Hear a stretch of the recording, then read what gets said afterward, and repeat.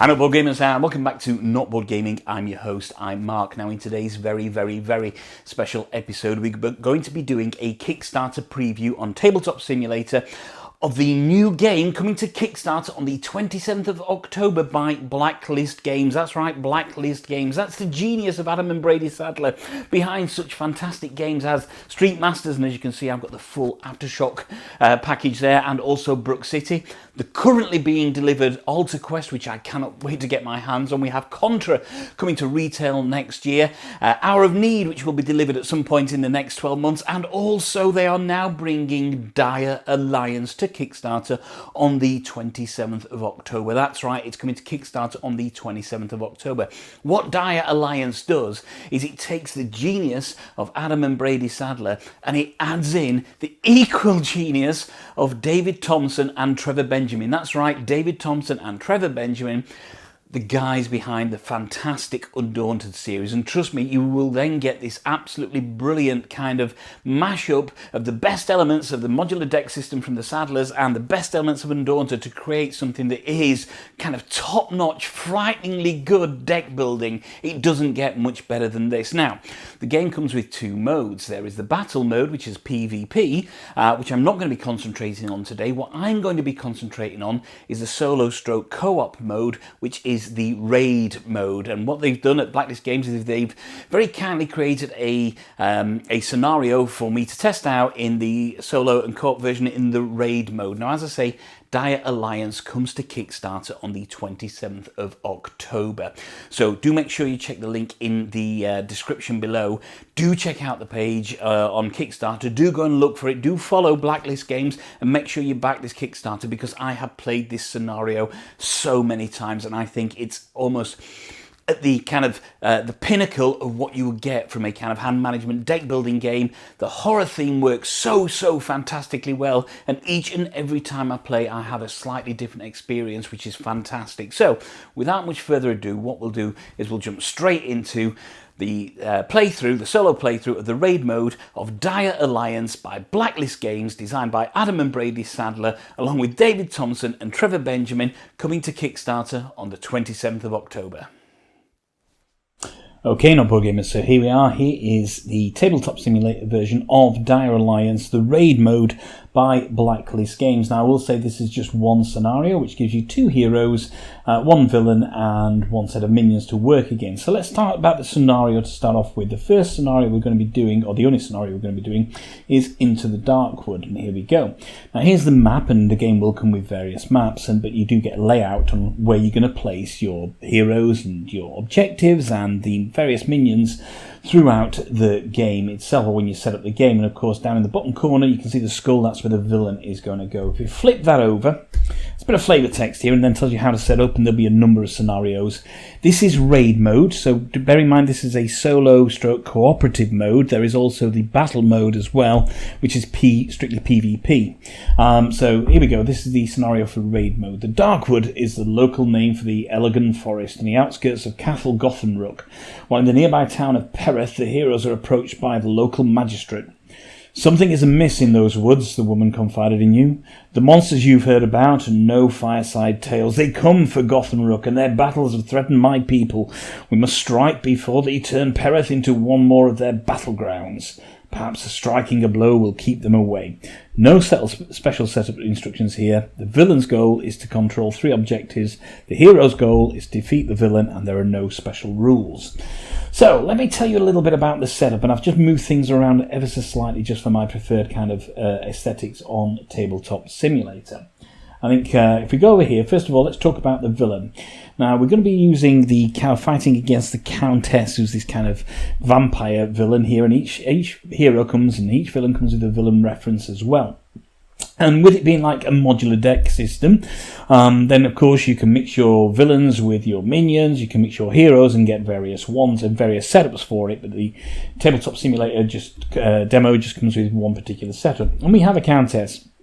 Now, if we look over on the left-hand side of her card, you can see a little shield. That means her default defense is 1 dice. Underneath that, there's a little sword, and that means her default defense is 4 dice, so she will roll 4 dice if she's doing a melee attack, unless we put modifiers on there, and their range attack is 0 dice for default. Over in the right-hand side, you can see it says 3p and then the heart. That means for however many players are there, or however many characters you're playing with, then you have to deal her 3 damage to defeat her. So because we're going to be playing with 2 characters, and we'll come on to those in a second, that means she's going to have to be dealt 6 damage. And a little bit of flavour text down here. The Countess gains, not flavour text, but actually important for her coffin. The Countess gains 2 + 2 defence value while the coffin is in her area. The Countess suffers damage. If she suffers damage, move the coffin to her area. That'll become apparent. Here we have her sated, so if she deals me some damage, she becomes sated, and when she's sated, it means that she gets to roll this die, this vampire die, along with her normal die she would roll, and here's her deck, which we will work through. These here, these are her wound markers, so as and when I damage her, then I will put one of these on here. Once I've got 6, that's her defeated. Over here are her minions. So, for the scenario, we're going to be playing with the Grievers, and we have a Bearer, a Caretaker, an Experimenter, a Butcher, and a Reclaimed.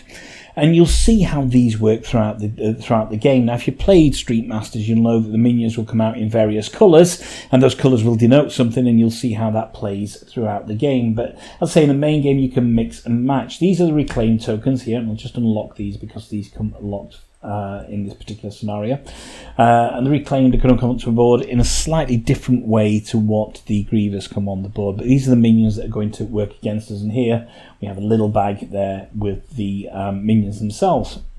So then we'll move down onto our heroes. I think the first thing to notice is if you played a Blacklist Games game before, you'll recognise these dice. They are combat dice, and the blue ones are the defence dice, so the attacker will roll these and the defender will roll these. Any shield symbols means it's a guarded attack, so a hit doesn't actually happen, and any of these strike symbols means that it's got through, the hit has got through, and you'll roll these. As we play the game, you'll find out. So, we have 2 heroes. Let's start over here with the Vampire Hunter, who is a hero called Vanessa. Oh, I'll go on to actually her reference card. And you can see a default stats on the left here. Vanessa has a default defense roll of 1 die, a default melee attack of 1 die, and default range attack of 0 die. She has no special rules there. We have her deck of cards here. And we also have then these cards, which I'll explain in a second. So over on her player board, we have this kind of round summary. So it tells you that heroes act, heroes react, enemies react.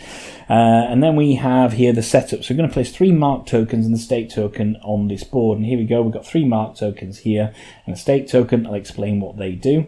The special rules and the keywords tell you what the mark and the stake do, and we'll come on to those gameplays. And then we have 5 stacks of 3 cards, and you're going to pull these cards out and add them to your deck as you defeat bad guys. And all these, there's some of these in each of this deck already. So there's like a hero card, and then there's maybe 2 or 3 of each of those. There's two copies in each in the deck already of each card. So the first one is a hero card. Now here you can see on the left-hand side of this, if I was to pull this card out of my deck, there's on the left-hand side some pluses. These are the modifiers, and you will add these to your base, your default actions, and that will give you additional dice. So, for example, if I pull that out of my deck, and I would put that on there, my default is 1 defense, 1 melee, and no ranged, and then I would add another melee on there, so my melee attack would now be 2 dice I would roll, and still no range, or no addition to the defense. And let's have a look on this, and if I did let's say this one, and I added that to it, that would mean that I would have 2 defense die, I would have 2 melee die, and 1 range die. And that's how those modifiers work. As you move through the game, move through each round, you'll add those to your hand, and there will be a maximum of 4 in there. But again, I'll explain how that works in a wee while. So that's Vanessa. She's got the mark and the stake token. And over here we have the Exorcist, who is Asna. And there we go. I'll come on to that token in a wee while. So Asner starts off with a base of 1 defense and 1 range, and he's also got a special rule there which says before a blessed hero rolls dice, they may discard 1 blessing token to add 1 hit or 1 shield, the hero's choice, to their results. And these are the blessing tokens, and as part of one of Asner's actions he can place them on himself or another hero he can see. And here we go, we've got heroes cards, so I can, there we go, bless a hero you can see, including yourself, or salvation, choose a blessed hero to heal. And then we've got the Holy Tome, the Oath of Eviction, the Divine Judgment, and the Exorcist. You see, when Asner destroys a minion, he gets the opportunity to banish that minion. So down this part of the board down here, as you can see, is his banish board. So if I was to destroy, say, this minion here, I could put that on my banish board. And what that means is I can then outcast or some of the minions that either share that colour, so if there are any more yellow minions on there, they would be classed as outcast minions, and you can do special things with them, but also as a part of the banishing act is any of the same rank. What is rank? Well, if we go over to the minion board, in the kind of red diamond, which is just above their activation text, you can see a 1 on the left hand on the bearer, a number 2 on the caretaker, 3 on the experimenter, and then like an X on the butcher. That is their rank. So each of these has a rank apart from the Countess, and I'll come on to her in a second. So I could then treat every kind of experimenter on the board as any yellow tokens on the board as an outcast, and also any minions of the same rank as an outcast as well, and that's how that works. But again, it'll become a little bit more apparent as we play the game. So there we go. We're going to have these each turn. Each hero is going to draw 4 cards, and 1, 2, 3, 4. And how you play the cards, they'll all be flipped because you need to see them. Is if you play them face up, then what that does is, so if I place that on there, I get the modifiers added to my deck, and that's good, but I also get to take the action that's dictated at the bottom of the card here as well. If I want to, you don't have to. So on that particular one, I would lash out. I would perform a melee attack, targeting an enemy in my area or an adjacent area, gaining 1+ melee, so another melee value, so another melee dice if targeting an enemy in an adjacent area. But I would also get to take those modifiers as well. So in that case, if I was attacking using that card to attack somebody in an adjacent area, I would have 1 melee there, plus another melee, plus a melee dice from attacking attacking in an adjacent area as per that special ability. Therefore, I would roll 3 combat dice and have a look at how many defense dice they would roll. However, there are a number of standard actions you can take at any time, and those are move, rest, melee, and range, shoot. And to do that, what you would do is you would flip your card over and play it into your area.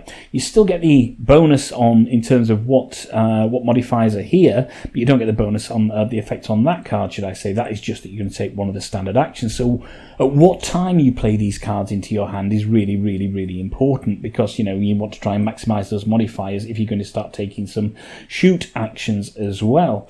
What else to tell you? That's kind of it. You're going to put those back into, what we'll do is when you've used your cards, gone through a full round of 4 cards, then you will put them into your discard pile there, and then you will draw more cards out, and that's how it works. For the Countess, she's going to pull one of these cards out each time, and the modifiers work exactly the same. So the heroes will take a turn each, and then the Countess will take a turn, and then the heroes will take a turn each, then the Countess will take a turn, and that's it. That's a round over, and then you kind of add the cards up, you kind of pull the cards together and draw new cards out. Every time a minion is defeated by myself, what will happen is I would put the minion back in the bag, and I get to add one of these cards back into my discard pile. So although I don't get to use it this go, by the time I come back around to shuffle that discard pile, I've strengthened my deck by adding these cards. Anytime I take damage, what happens is I'm going to lose one of my cards, and depending on how the damage is taken, if it's a ranked minion, I have to lose a card of a similar rank, and if you played Undaunted, then you know it kind of goes hand, deck, and discard, basically, and that's how it's going to go throughout it. So you're going to go hand, deck, and discard, and put those into a graveyard, and as you go through that, your graveyard is going to be, I don't know, up here, and if you run out of cards, so if all of my kind of 4 or 5 hero cards are taken, and I get damaged again, and I have to pull out a hero card, then unfortunately what that means is that I then I'm going to lose the game because I have no hero cards left. So your hand kind of goes down and down and down and down throughout the game there, and that's how I would lose cards from my hand. So I can add cards to my hand and I can lose cards to my hand. There's a way of getting cards back from the graveyard, but again, if we need to do that throughout the game, I'll show you how that works. And I think in the main, that's it. There's one other thing to show you. So you can see on each of these areas, so these are all individual areas, there are these various little white dots, and these are for line of sight. So if you're going to do a ranged attack, you generally have to be able to see, see the enemy that you're going to attack, and these white dots help you kind of do that. So for example, I don't know, if I was here and I wanted to attack either one of these two here, so you can see that this green one is in this area and the purple one is there. If I wanted to attack the green one, unfortunately I don't think I could, because my dot and his dot, I go through that area of scenery, as you can see, with just the corner here, and therefore I wouldn't be able to do a ranged attack on him. So no matter where he is in this area, it's that dot I'm looking at. However, if I wanted to attack this experimenter, as you can see, there's an unbroken line of sight between them, and therefore I could do a ranged attack there. But also, it's not just for ranged attacks, there are certain effects that happen that enable you to do that. So the aim of the game is I've got to try and deal, in this scenario, 6 damage to the Countess, and she has got to try to get 3 of these objectives, green, and let's see where they are. There's a green, a red, a purple, a yellow, and a blue. As soon as she's got 3 of those objectives, that's it. That's game over. So let's move into this then. So the first thing we're going to do, let's just shuffle these cards again, is we'll draw 4 cards here. 1, 2, 3, 4, and because we're playing co-op, obviously, we can flip those cards and see what they are. And Asner is also going to draw 4 cards. Now, the very first thing that Asner is going to do as well is he's got this entity token, which is this thing here. And at the start of the game, it says, place the entity token on any enemy, and that enemy is possessed. And what that means is when any enemy's got this token on, first of all, they're going to get +1 to their stats. So all of their stats go +1, but it also means that Asner can see them at any point in the game as well. At any point. So it doesn't matter about about the line of sight being broken. It means if I put it on, say, the Countess, I could effectively fire a ranged shot at the Countess and do damage. But she is going to have, obviously, a +1 to all the stats from that. And she also gets +2 defense from that. So I'd better have a very, very strong hand to do that. However, I'm going to do that because I may not be able to attack her initially, but it may happen at some point. So let's have a look at Asner's cards. We have another hero card, so I can bless myself. I've got Renounce, which adds 2. Oh, sorry, Exorcist, which renounces 2. I've got 2 of those, in fact. So here's the thing, right? So I could take a really good shot at the Countess, maybe on my next go. So that's what I'm going to do. I'm going to bulk up on, I'm going to put these 2 Divine Judgment cards, is that right? Divine Judgment cards into my hand as Asner. So he's got a range now of 2, 1, 2, 3, 4, 5. So he's got a ranged attack of 5 combat dice, but I can't do it now because I've played my 2 cards. And the hero's turn is to play 2 cards each, and then the villain gets to have a go as well. However, I've prepped myself for the very next go. Okay, let's have a look at Vanessa's cards. So she's got Shadow Walk, which gives her +2 defense and some other abilities. She's got Holy Water. She's got Wooden Stake, and she's also got a crossbow as well. So, does that allow me to mark? Yeah, that allows me to mark. So I think what I'm going to do is I'm going to flip that card, and I'm going to move Vanessa to here. Yeah. In fact, the only hero I can mark then, but that's okay. And then I'm going to use that card So although it doesn't do anything, so I flipped a card to move because that was a basic action, and then I'm going to do this card, and it gives me a -1 on melee, and I'm not too bothered about that at this stage because you see at the bottom it says I take aim, I can choose up to 3 enemies I can see, and I mark those enemies. Well, if you go from that line of sight there, Vanessa can see this enemy, and that is it because they're behind the scenery. They're behind the scenery, so I can take one of my mark tokens, which is this here, and I can add it onto that particular bad guy. Not a massive thing at this stage, but it's building me up for something later because when you take those mark tokens off, that deals a damage. Right, we're going to move on to the Countess now. So we've both taken our 2 goes. Let's take a Countess card and flip that over. And what have we got here? So the very first thing to see is there's in the middle of the card, just below the middle of the card, there is a coloured circle. And if I just zoom in up here and I press, there we go. And what you do for the very first thing for the Countess's turn is you're going to activate the baddies or the minions of that colour. So that is purple, and that means that's on the board. That's just this one here.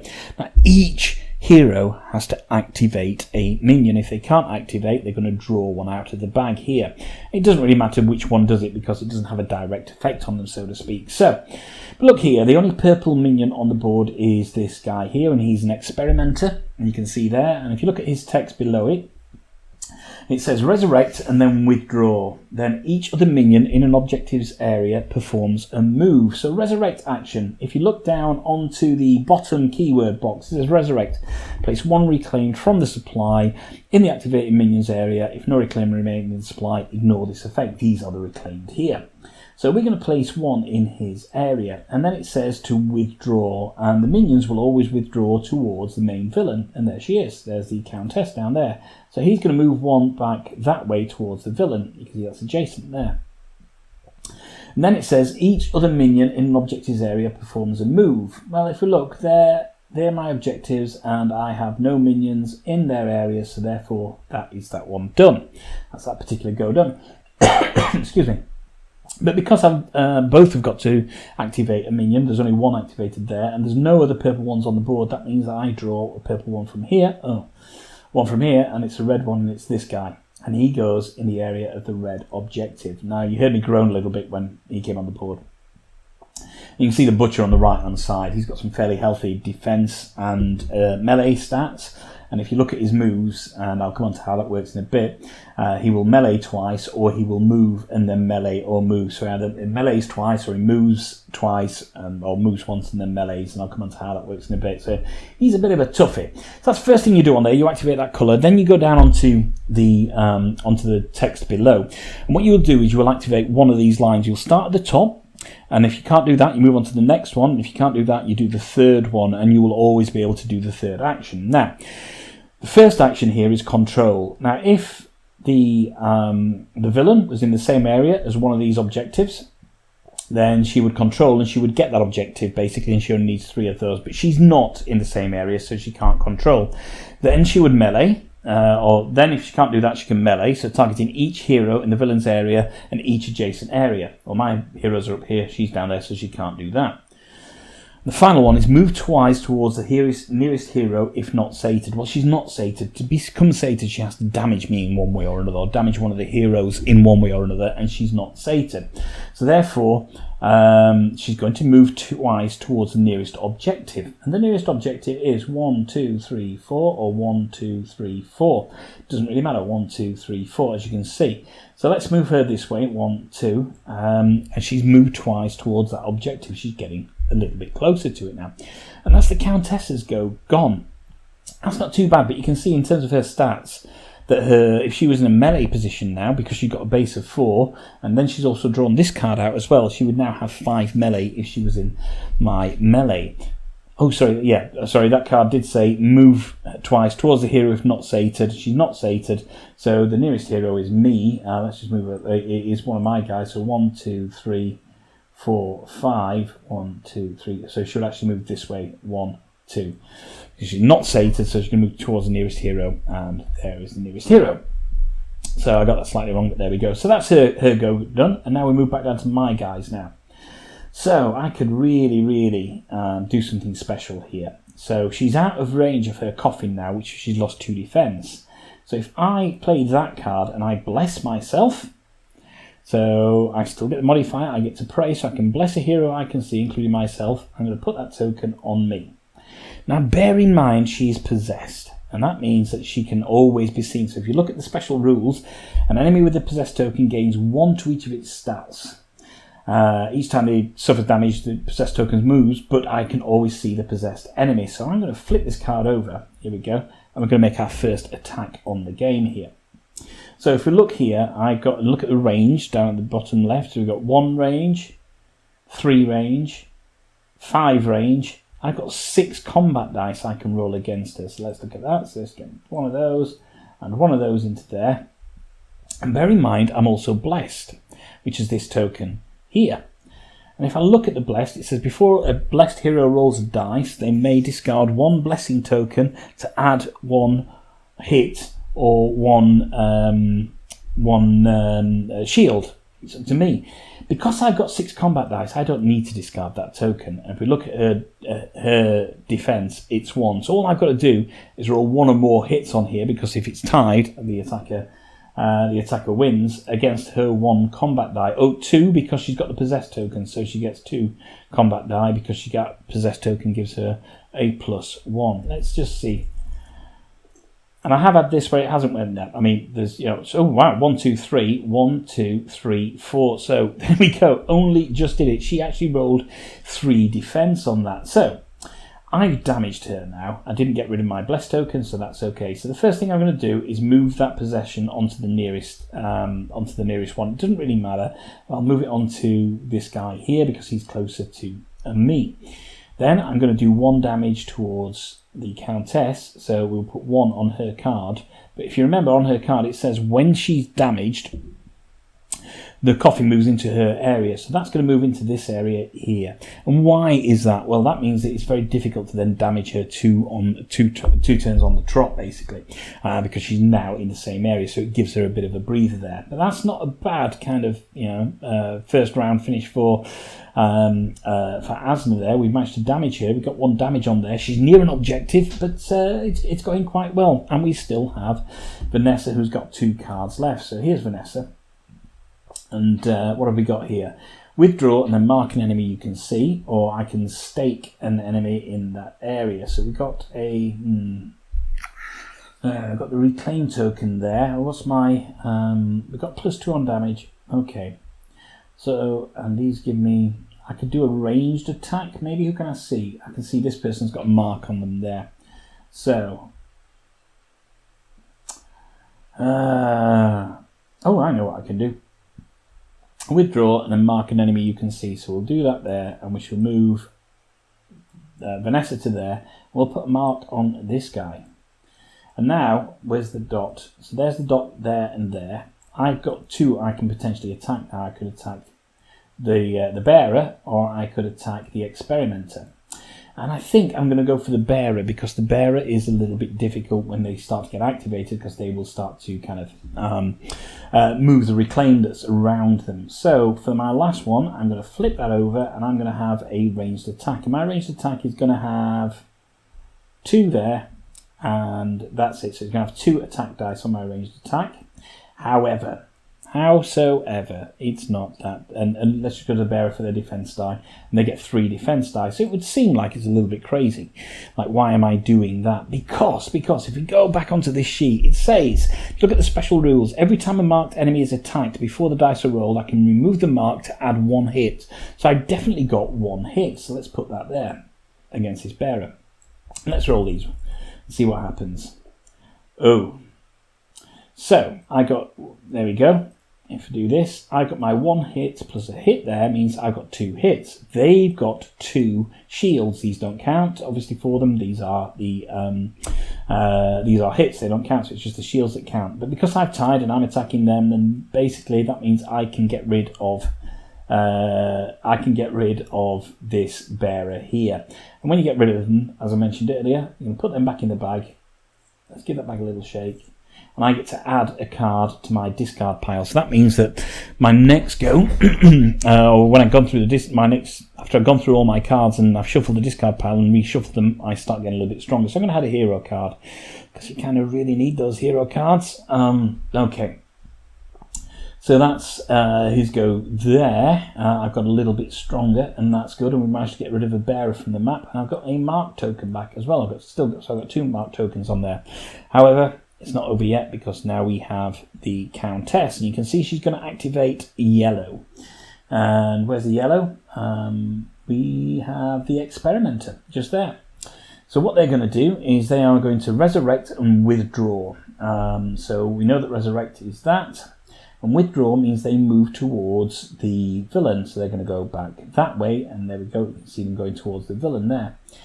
And then it says, each other minion in objectives area performs a move. So what is, there we go. That's in a move, and they're going to move towards me. That's the only one. So we've got the butcher there in an objectives area. They're going to move towards me. Let's see. We've got 1, 2, 3...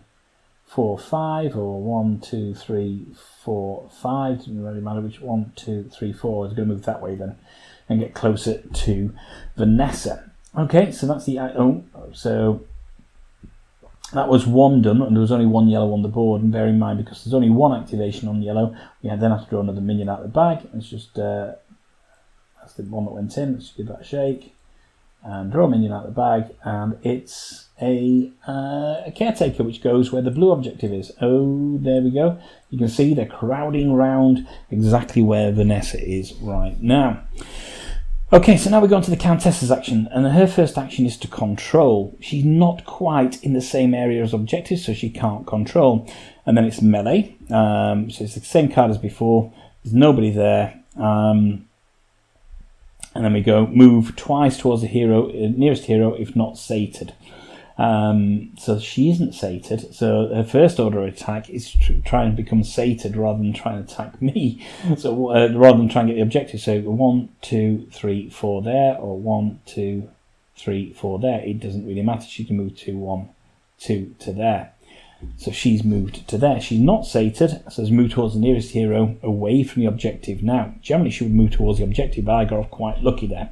And that's it. That's the first round done. So what we're going to do now is we're going to gather all our cards. 1 sec.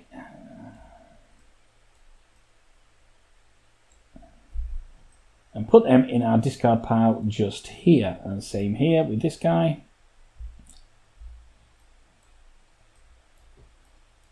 And put them in our discard pile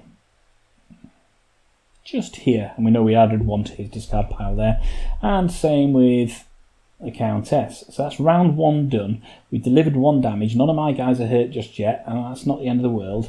And it's going quite well. So we'll draw 4 new cards now. 1, 2, 3, 4. Now, the beauty about the game is this card play. It's understanding, and from a co-op perspective, and certainly, playing 2 players as a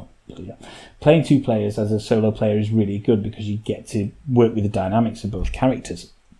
Obviously, if you're playing with other people, and I've played this game with. Oh, good God, what have we done there? 1, 2. That was a bit of a mess. 3 and 4. I played this game with Will from Hungry Gamer. I know Mike from One Stop Coach Shop has played it as well, and it plays really, really well. Excuse me. It's a really exciting game of kind of card play, and Will from Hungry Gamer absolutely had to step in at the last moment to save my bacon, and he was playing over here as the Vampire Hunter. So there we go. Now we've finished that first round. It's not gone too bad. We're back onto the second round now. Let's see what cards we got. So Asna's got another hero card. He's got a Rights of Purity. Got an Oath of Conviction and another Rights of Purity. And over here we've got Wooden Stakes, another hero card, and Holy Water as well. So some pretty good cards there for Vanessa. Now bear in mind that my aim is to try and get as much damage onto this lady as possible. I'm going to find the best way to do this.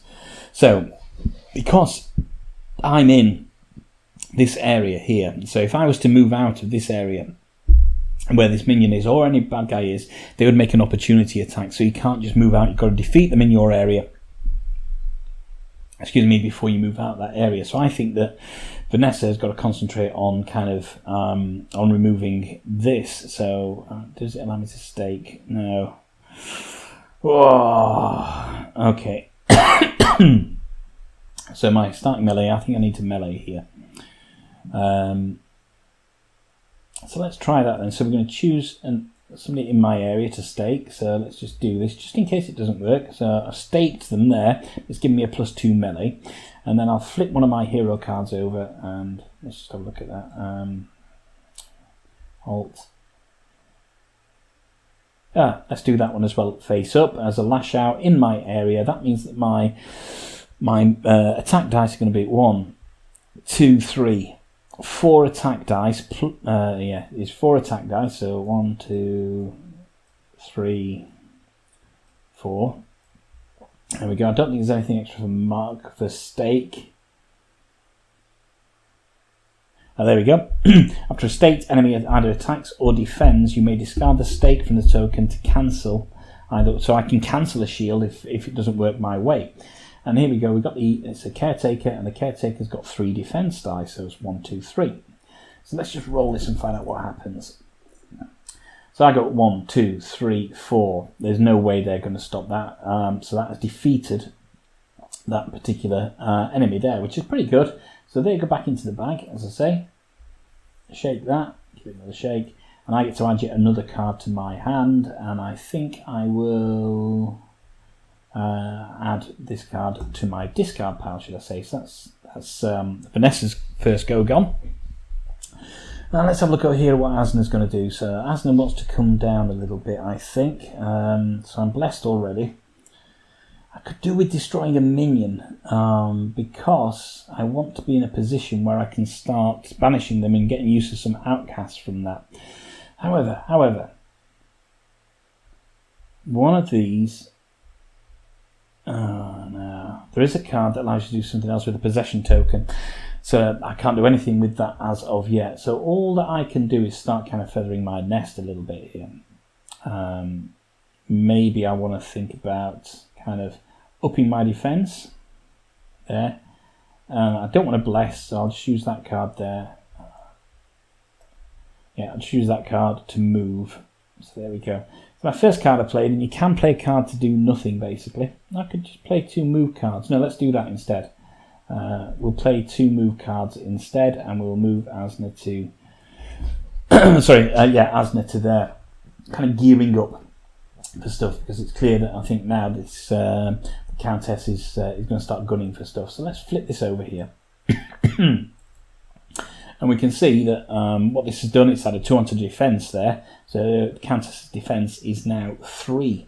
And Coffin isn't in her area. And we're going to activate the blue, which is... Where are the blue minions? There are no blue minions. There is only purple minions.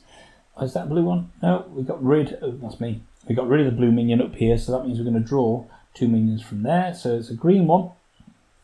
And it's also a purple butcher as well. So that's those goes gone. And then, if sated, withdraw and control. Well, she's not sated because she hasn't issued any damage yet. So then, then she can't do that, so she moves on to the next line, which is move twice towards the nearest hero, melee, and then withdraw if sated. Well, there we go. She's there for me, and we know that her melee is 4. So she's going to roll 4 against me, and my defense at the present is 1. However, I do have the blessing on me. So I can discard that, and I can add 1 shield onto that. So that's what I'm going to do. So that means I get an extra shield on there. So it's 4 against 1. Let's move those out of the way. Let's see what happens. So I've definitely got 1 shield. Let's see what she does. Doesn't really matter. That's 2 shields. She's got 3. That means she has damaged me, which is not good. Oh, dear me. Yeah, that really isn't good at all. So, if we finish off her move on her card, it says withdraw if sated. So she's going to become sated, and she's going to withdraw, which is going to put her to the nearest objective, which is there. Now, if we look at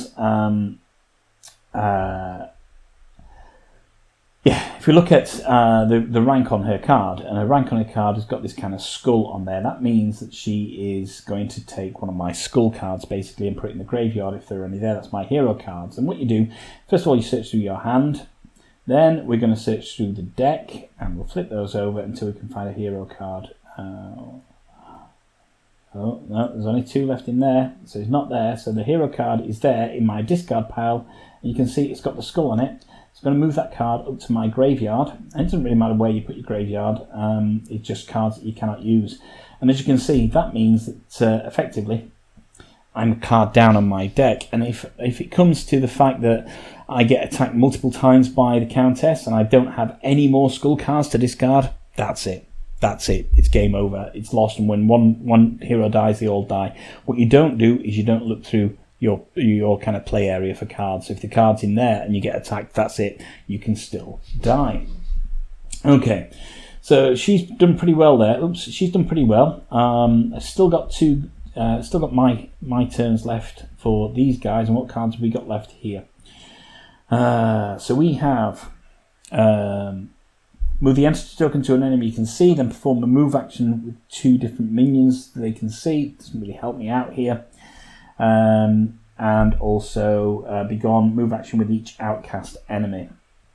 Look, she's going to get this no matter what I do, because if I move into there and I hit her with a melee, then the coffin's going to go in there. That means it's going to make it very difficult to hit her. That means she's going to definitely control and possibly damage me more next time. So here's what we're going to try and do then. I think I want to banish somebody, so I want to, let's flip that over into there, and we're going to move down here, and then we're going to play this card. What's that say? No, that's wrong. Hold on. Oh, you see, and this is where the card play becomes absolutely paramount, because you've got to get it just right. Yeah. Moving on to token enemy you can see. So I can see her, then I can move 2 minions. So let's do that. So we'll do that first of all. Move the entity token to an enemy you can see. So I move that to there, and then I can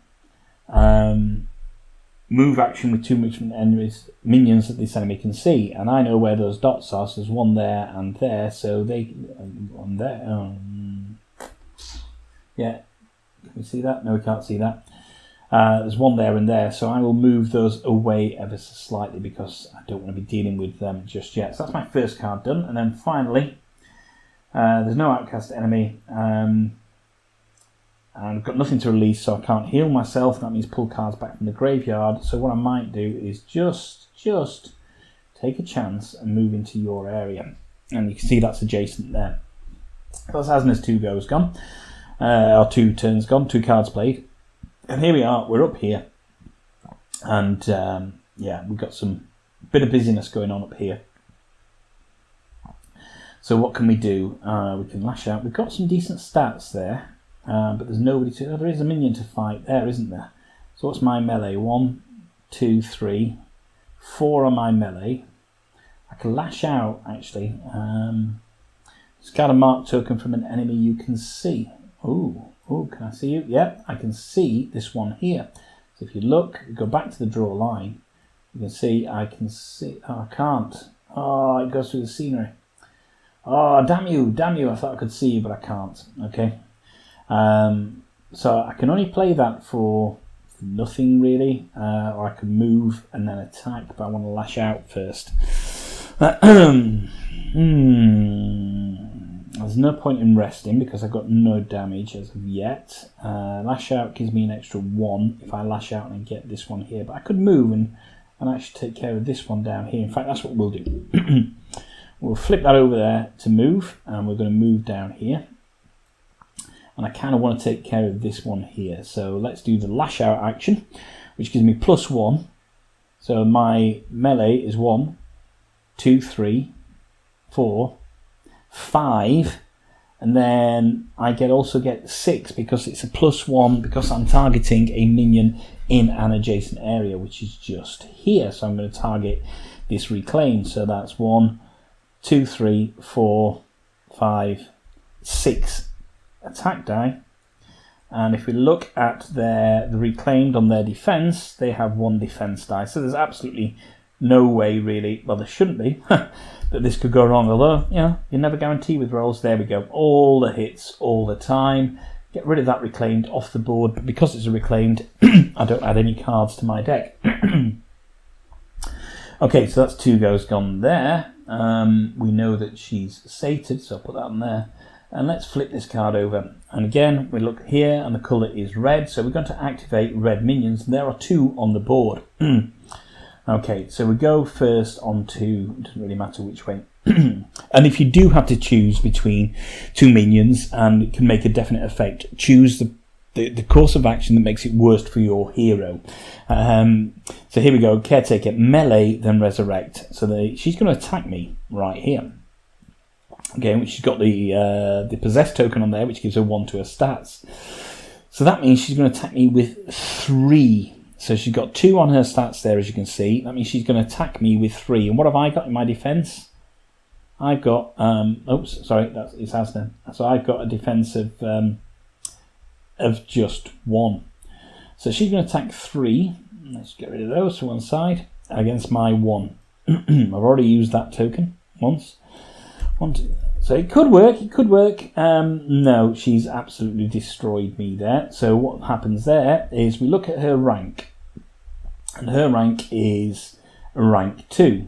So at my hand, there's nothing in my hand. Out of my deck, I've got to look for a rank 2. Oh, look at that. Very first card we see is a rank 2 card. So that's going to come out and go up into my graveyard up there. Turn those over. Oops. We don't know what's happening with Asner. He's not having a great game, is he? Oops, there we go. Looks like there aren't that many cards there. You can't shuffle them if they're not there. So he's already taken 2 hits there. And then the second action she's got is to resurrect. So melee, then resurrect. So we know that resurrect is to put one of these in that area.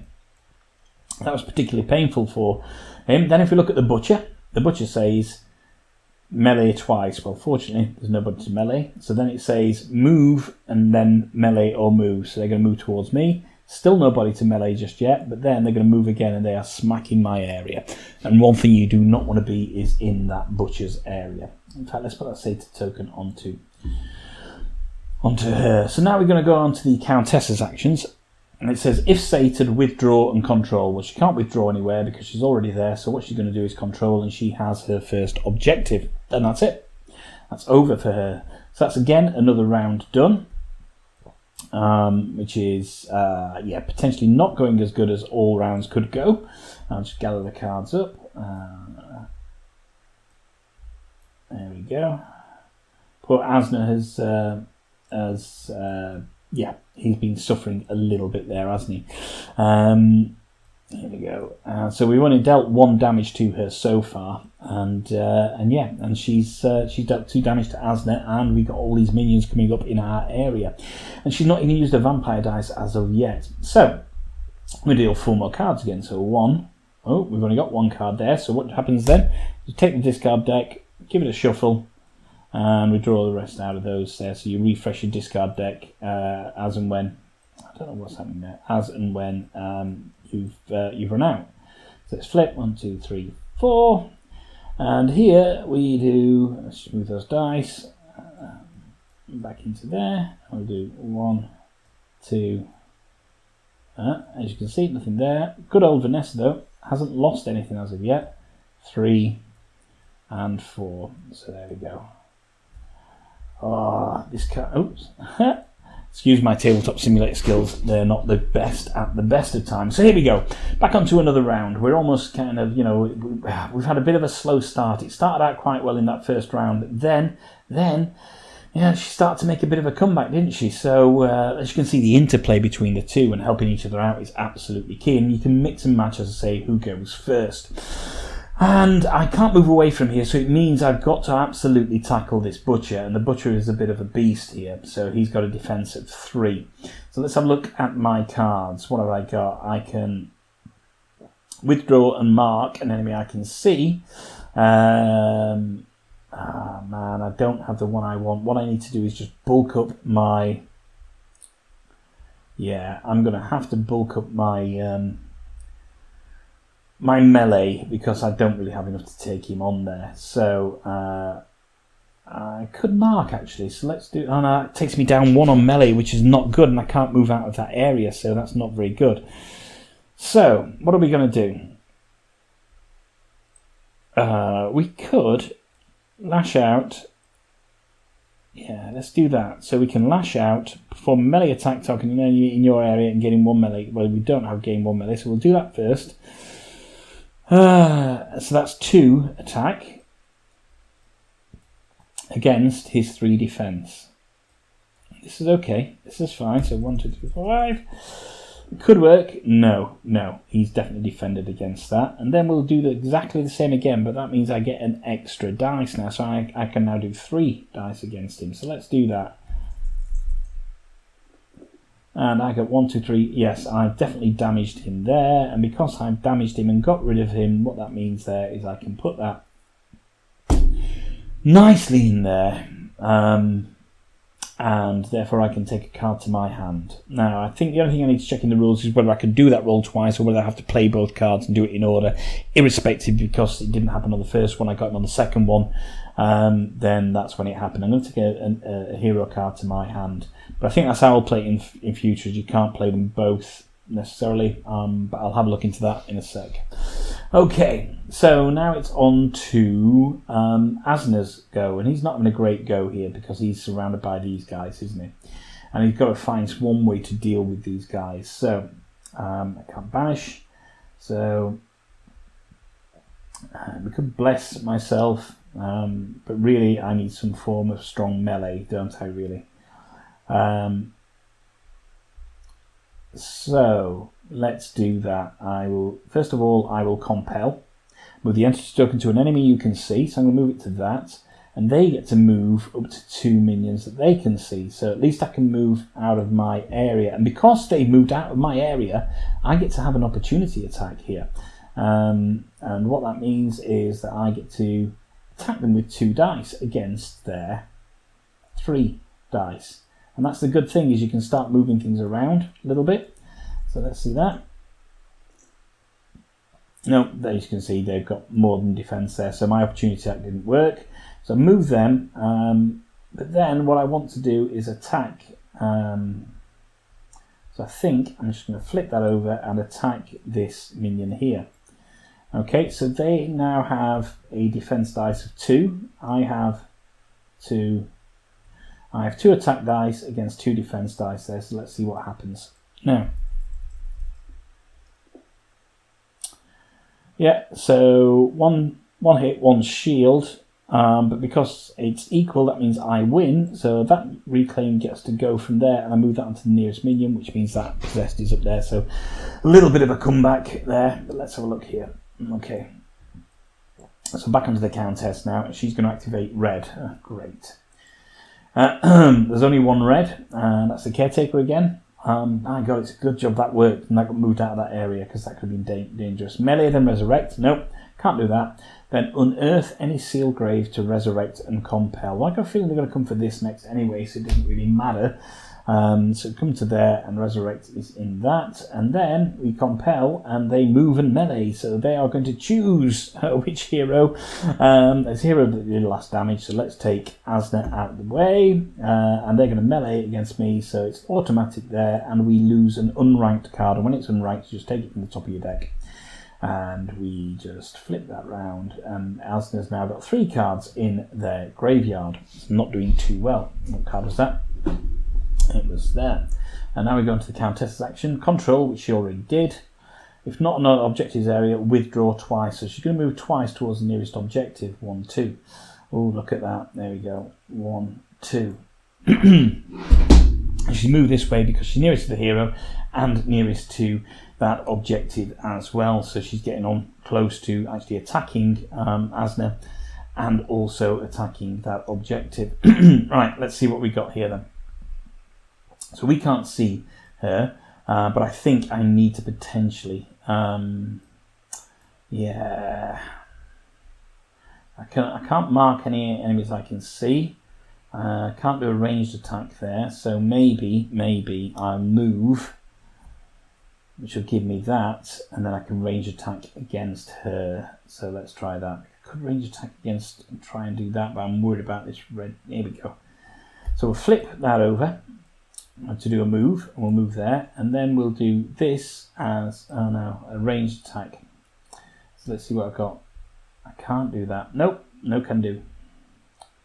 Hold on a second, let's take these back, and this is it. You've got to play it right. I can't move out of her area. I haven't banished anybody because the only minion I defeated was a reclaimed, and that doesn't do that. And what's my... I could melee.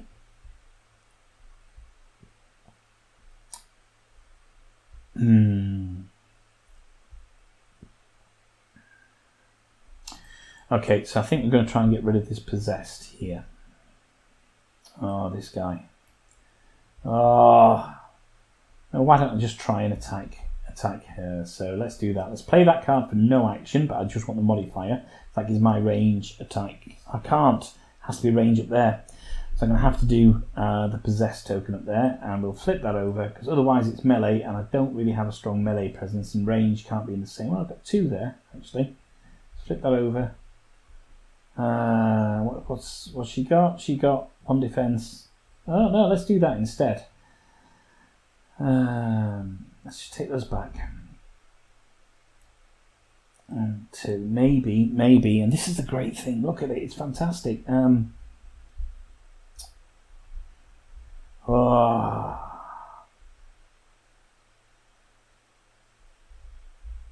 Okay. We just don't know what to do. He's got to go back there, hasn't he?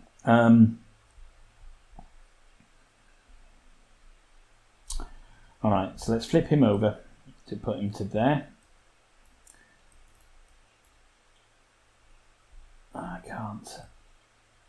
Let's flip him over to put him to there. That's good. What's his 2, 3? And then we shall do a melee attack. So that's 3 attack against him. That's Caretaker. Caretaker's got 3 plus that's 4. So that's 4 defense die for them and 3 attack dice for me. Okay, let's see what happens. 1, 2, and they have no shields, so that's good. That's actually worked out to my favour, so I can put them back in the bag. Give that a shake. Move that to the nearest nearest enemy, and that's that. And I can take another one to my hand, so let's take a marked one there. And now we're back over to what's his face. And in reality, this is it can only be, that doesn't do me anything. Banish a minion. Possessed enemy performs a shoot action or melee action targeting an eligible enemy of your choice. Their range is 3. That's not eligible though, they can't see that. They can't shoot any eligible enemy because we have, from that line of sight where the possessed is, it constantly travels through there. So all I can do is kind of play that card, I think, for wow, okay, literally nothing. I can rest, which allows me to heal a card. So let's do that. So we'll rest, which allows me to get one of these heal cards back. And let's take that into there. Okay. And then I can do a melee attack. So that's 2 melee onto the Countess, who's got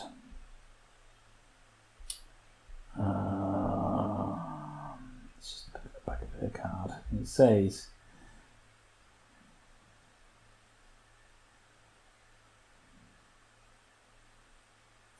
the vampire character rolls this result of heal, attack with defense as normal. So she gets to use the vampire die as a defense. That's what we'll do. Is we will attack. So we're going to do 2 attack dice. She's got 1 plus her vampire die. There we go. Let's just go like that. Let's do those. And we'll see what happens here. Oh, no, she's got a second one as well. Oh, man. Yeah, so she definitely defended herself. She got second one because, of course, she's got that increase to her stats there, which gives her the extra shields. I got 2, she got 3 shields, and therefore she defended herself very successfully from that attack, which is not good for me. Because now we're going to move into herself again, and let's just see what happens. I just want to, yeah, let's just see what happens. So flip that. That's not going well. So any yellow is activated, and there's only one yellow on the board. So it's this dude here, and we know as an experimenter, he's going to resurrect and then withdraw. So he's going to resurrect there, and then he's going to move towards Milady. So we'll do that there. He's the only yellow on the boards. Then, oops, let's just put that back in there. Oh, come on. I'm just going to shake the bag. Put that back in, whatever that is. There we go. It's a red one, and that can go there. Don't know what happened there. Whew. Whew. Right, okay. And then we'll go on to her action, which is control or melee. So she's going to melee me. So we know she already adds that dice there. We know her melee is 4, 5 plus this dice plus another, so that's 6 attack. Well, 1 second. So if we look at that, her melee is 4. Nothing on that one. That makes it 5. She's got the possessed token. That makes it 6. Plus that attack die. And my defense, poor Asna, it's 1. Oh, good golly. Sorry, I think that goes back into my discard. Not there. Okay, so let's do this. I've healed. And I've got, what is it, 1? There we go. Oh, look at that. Would you see that she has absolutely damaged me? So there we go. So we're going to take from our hand, deck and discard. Okay. So we do hand, deck and discard first. So first of all that. 1, 2, 3. There's no hero cards there. But we do know that the top one I've just healed back myself has come from there. So that is that particular card. Oh God. This is not going well for poor Asna at the moment.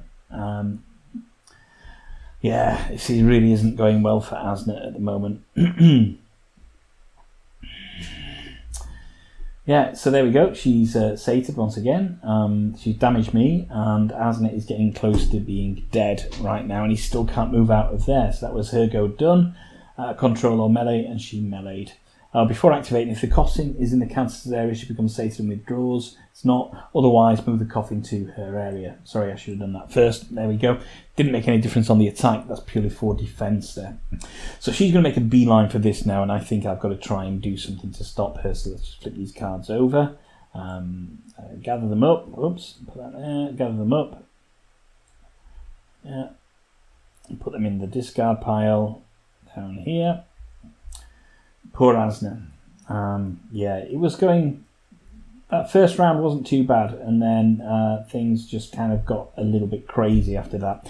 Yeah, this is such a brilliant, well-designed game. There's certainly just flavours of not only Undaunted running through it, and some of the Sadler's other stuff, the MDS stuff, but the way they've tied the theme up to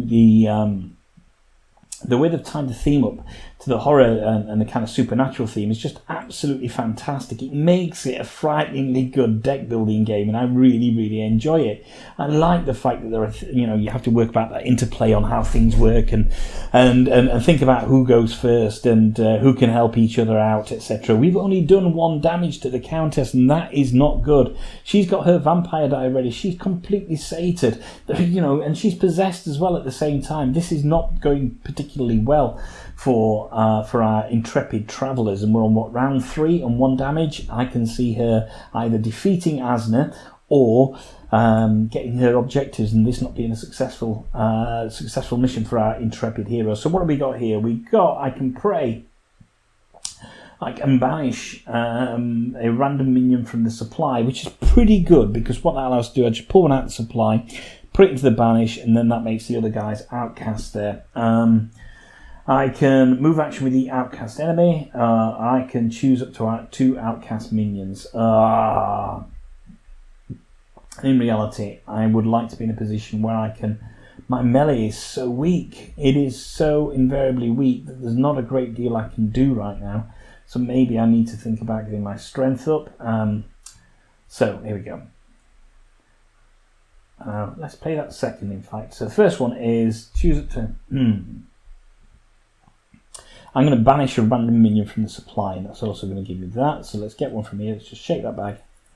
Banish a random minion, and that means red. So that means that the caretaker and any red minions, so that's this guy here, and any caretakers are now classed as outcast. And what can we do with outcast? Well, choose up to 2 outcast minions. You may release a banished minion to perform up to 2 shoot attacks, each targeting either minion. So I've got to shoot them basically, which is not great. So then I can perform move action with each outcast enemy and then release the banished minion to heal each hero you can use, including myself, and I think that's really vitally important, isn't it, basically? So and that also gets my heal up as well, and that one is blessed, so we'll do that. So suddenly my defense, by the way, has now gone up to 3-4 there, but also I get to perform move action with each outcast enemy. Now bear in mind it's rank or colour, and there we go, it's only red. I think she's the only caretaker on the board at the moment. There's one up there, so I can move that. Let's just see that again. Move action with each outcast enemy and then release the banished, so that's okay. So we'll move that to there, release the banished. We're going to put them back into the supply, but I get to perform a heal action. So I'm going to take one of my hero cards, which I so desperately need, which is good, and put that in my discard pile, and I've healed effectively there, which is good. And now we're going to go here, and I think he needs to think about placing a mark.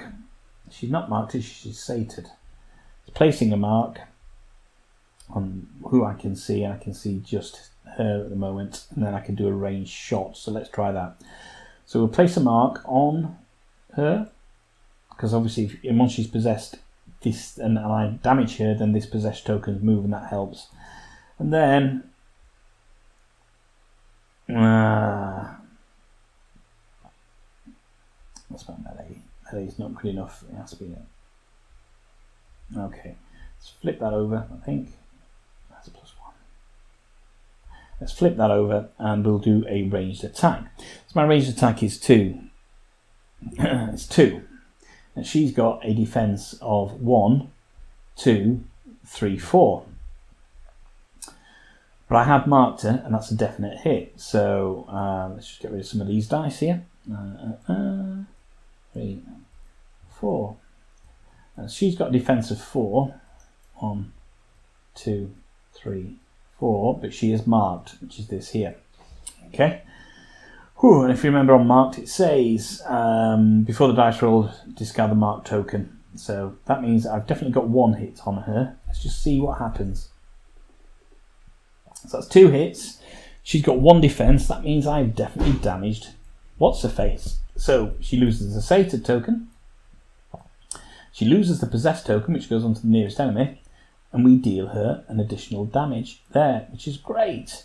Because I've damaged her, she's not sated, she doesn't get to use that die. I've actually taken away some of her strength and made her ever so slightly weaker now.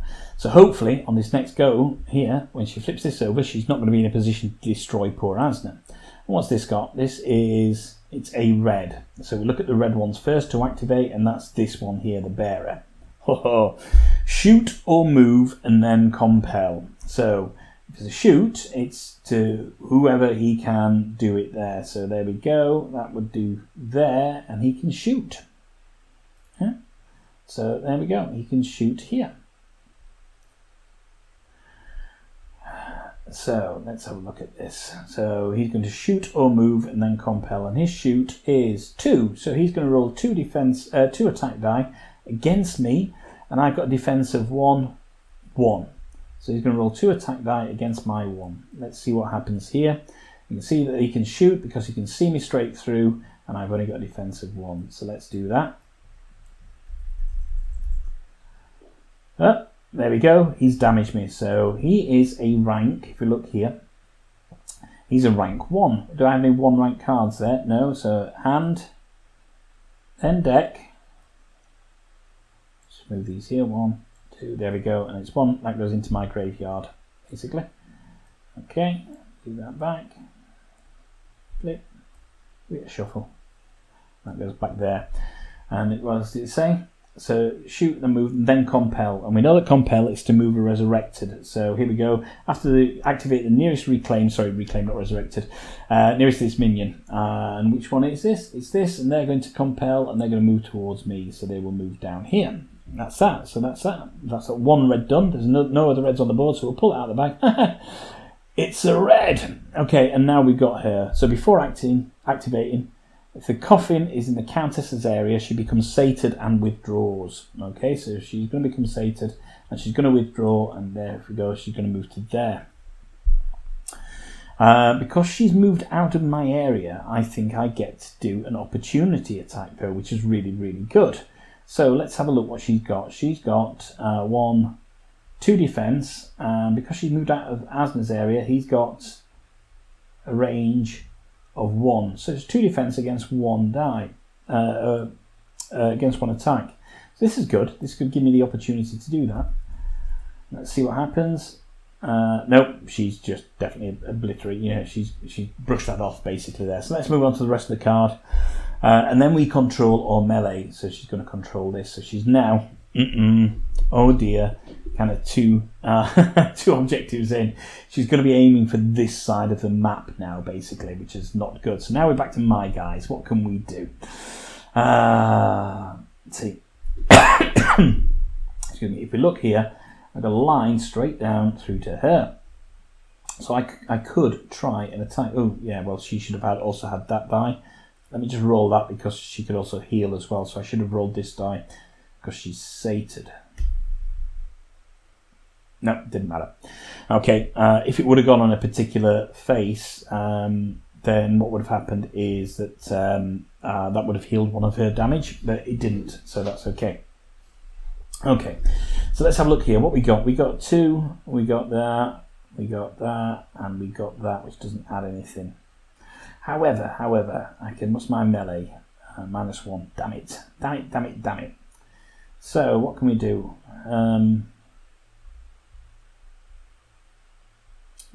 We can add that on there, and that says discard a mark token from what I can see. Well, all my mark tokens are there. Or soothe a hero in your area may heal.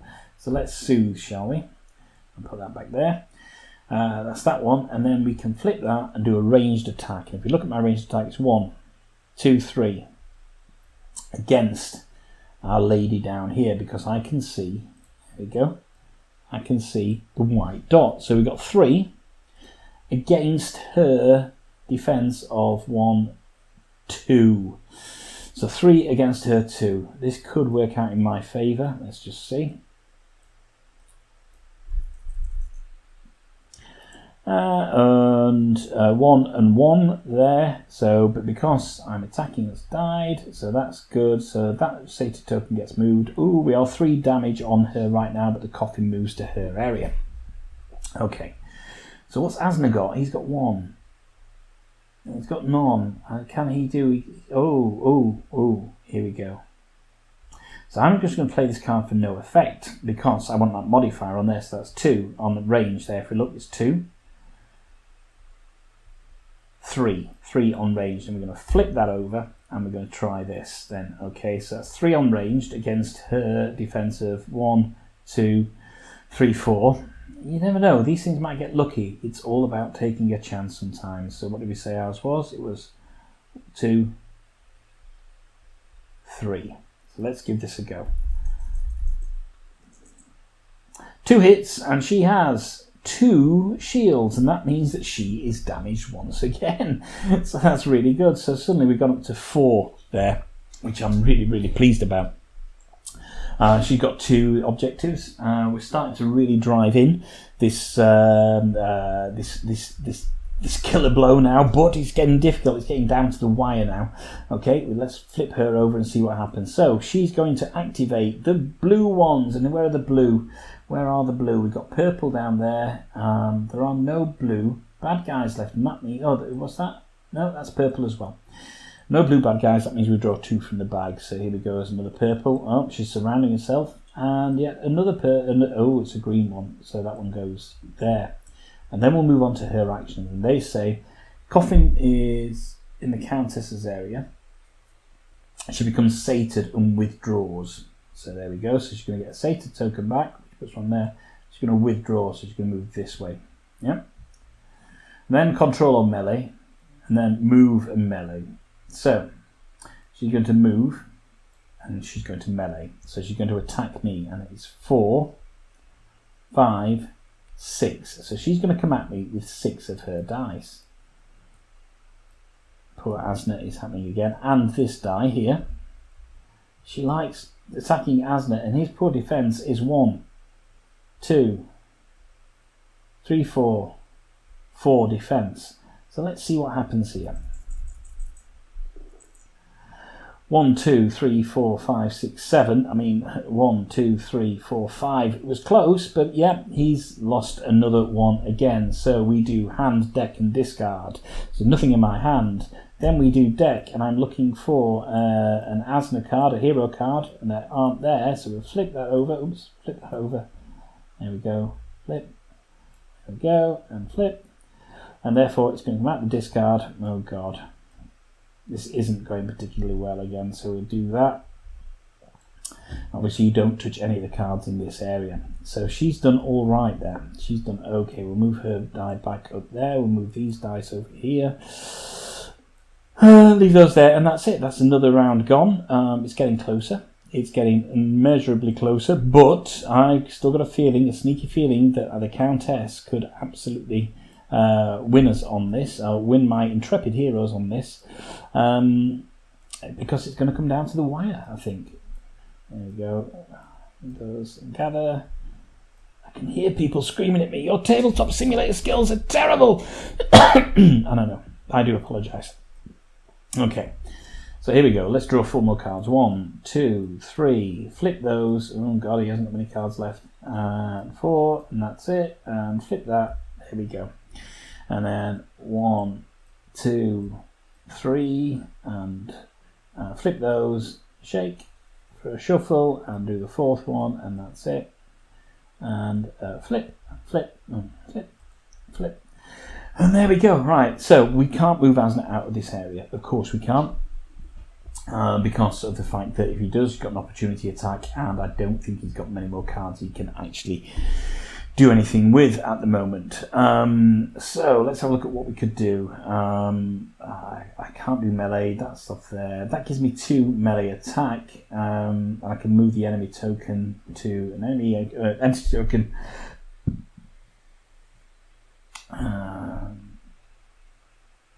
Okay, so let's do that. No, I don't want to move her onto possessed. God. But how can Vanessa help us? I could stake.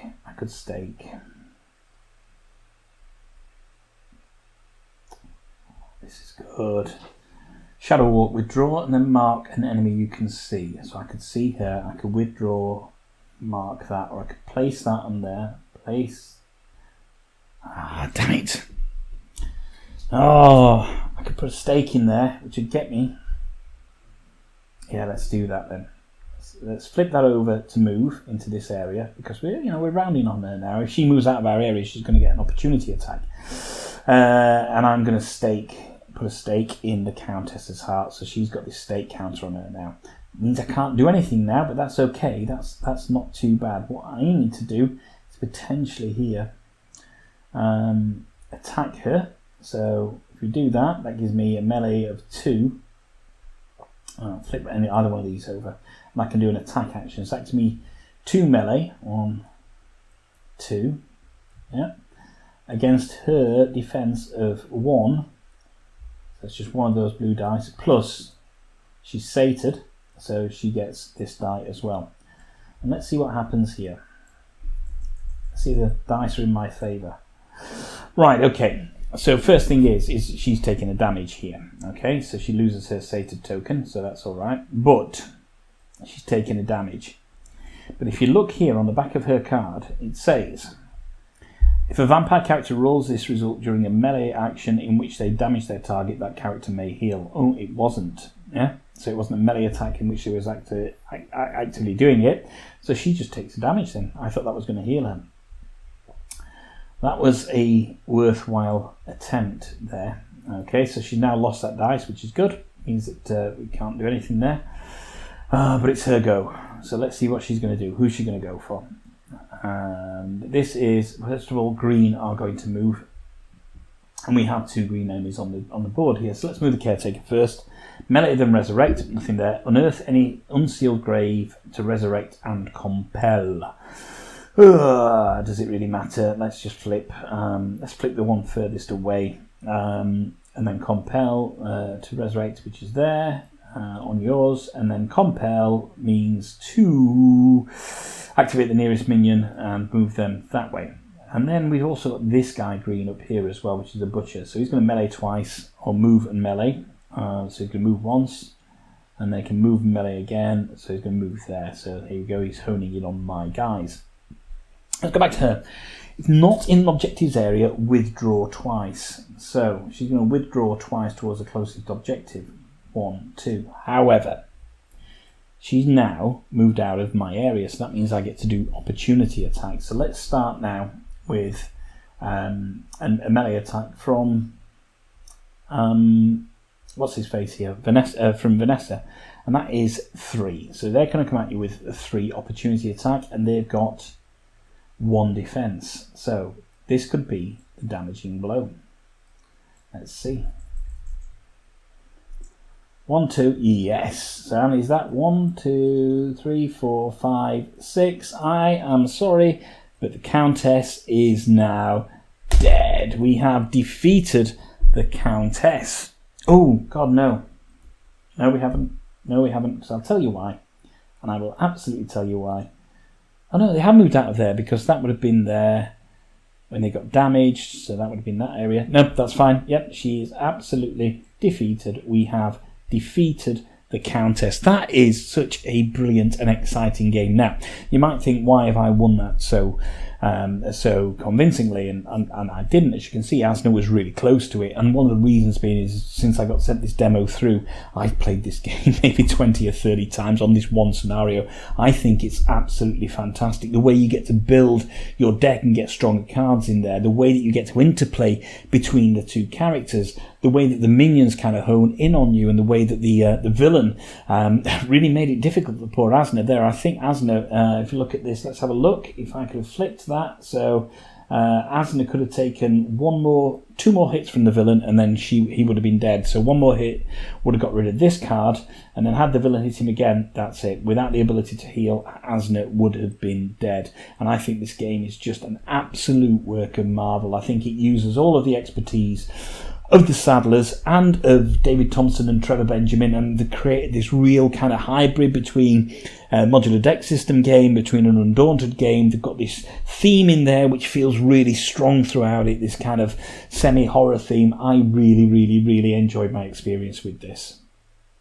How good was that? Yes, I won. I managed to eke out a little win there, but I had played that scenario a significant number of times, and as I said right at the beginning, I do have a slightly different experience every time I play the game. I think it's absolutely fantastic, and I've mentioned it before, but it really is frighteningly good how involving this game is, the interplay between the 2 characters that you're playing, and you can play it through solo if you wanted to as well, and you can, I think the raid mode goes up to 4 characters, just shows kind of, how you can help each other out. And when I've played it with other people, other content creators like Will at Hungry Gamer and Mike at One Stop Co-op Shop, then we're getting this real dynamic going between the hands and helping each other out and trying to get to that goal of beating the Countess in this scenario. I think it's a work of art, and congratulations to Blacklist Games and to David Thompson and Trevor Benjamin on creating the kind of best elements of the modular deck system. and of the Undaunted series. So yes, please go to Kickstarter. It launches on the 27th of October. Go and back Dire Alliance, and make sure that you also back the horror series miniatures as well, if you want to get those miniatures to go with it, which just look absolutely fantastic. So thank you very much for joining me on this really special Kickstarter preview of Dire Alliance by Blacklist Games. This is Not Board Gaming. My name's Mark. Until next time, if you can't find anybody else to play with, there's nothing wrong with playing with yourselves. Bye-bye.